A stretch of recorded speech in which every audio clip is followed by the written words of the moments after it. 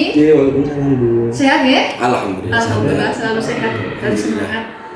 Terima kasih kemarin Pak Fahmi sudah melaksanakan pembelajaran yang luar biasa. Alhamdulillah. Sudah mulai ada pembukaan, pendahuluan, inti dan juga ada penutupnya. Terus ada sedikit yang ingin saya tanyakan di sini. Apakah pembelajaran kemarin itu ada hambatan atau kendala?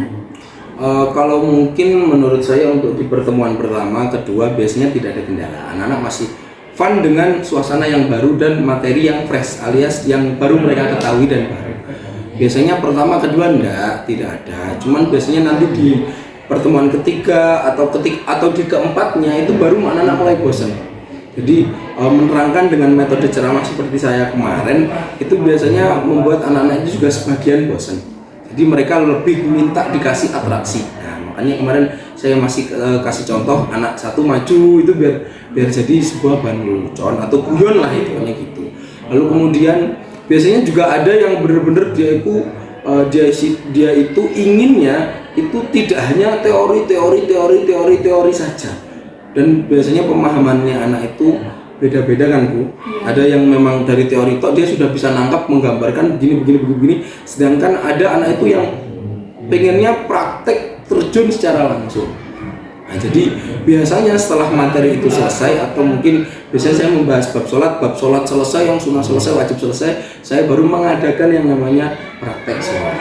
Nah, praktek sholat ini nanti sekalian anak-anak praktek sholat di depan saya, dan ini keuntungannya saya bisa mengambil nilai harian dari situ. Lalu kemudian anak-anak juga akhirnya mereka mempersiapkan, padahal walaupun sholat sehari 5 kali, tapi kan mereka kalau sholat dinilai itu kan mesti pastinya deg-degan, iya bersungguh-sungguh, akhirnya belajar lagi, mencoba gerakannya, minta dikoreksi teman-temannya, saling mengoreksi teman-temannya. Nanti kalau ada misal kayak yang banyak nggak hafal itu anak-anak dikunut misal sering saling semak satu dengan yang lain. Ini sangat menguntungkan sekali menurut saya sih seperti itu. Dan kemarin juga alhamdulillah sudah ada beberapa kelas yang sudah selesai untuk praktek sholatnya, dan banyak ya masih ada beberapa yang mungkin belum hafal di kunut, tapi melihat mereka perjuangannya itu maksudnya sangat bagus sekali lah untuk bisa menghafalkan kunut gitu.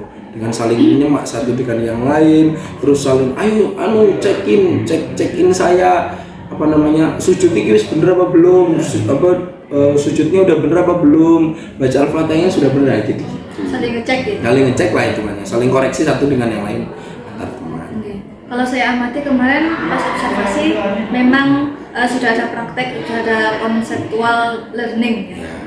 Hanya saja masih fokus ceramah ya Pak Fahmi? Iya, masih fokus ceramah saya.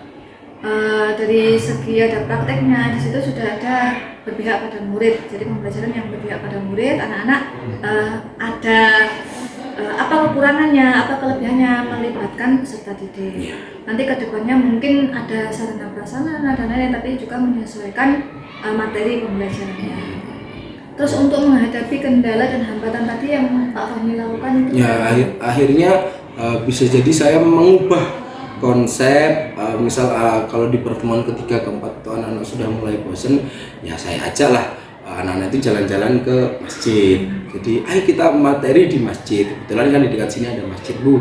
Lalu kemudian kadang juga saya ajak ke multimedia di lantai 3 untuk melihat penampilan lah hitungannya video. Biasanya ada mengamati dari video-video tentang sholat, atau mungkin tentang cerita-cerita, atau mungkin saya juga pengen itu menampilkan film-film atau kisah-kisah yang bisa membuat anak-anak itu gairah sholatnya itu naik atau tinggi, termotivasi untuk sholat juga. Sudah pernah dilakukan atau belum? Belum sih, ini masih angan-angan saja, karena memang materinya kemarin kan baru masuk dan saya masih pertemuan pertama, anak-anak masih semangat, gitu. Saya juga masih nyari-nyari bahan juga. Sudah sangat bagus sekali. Mungkin juga dari segi Pak Fahmi tadi ada video tentang sholat. Nanti juga ketika zakat ditemukan dengan ambil zakat. Nanti ketika wakaf bisa ke KUA, jadi kontekstual. Gampangnya tutorial ya, tutorial. Aplikatif. Betul. Tutorial.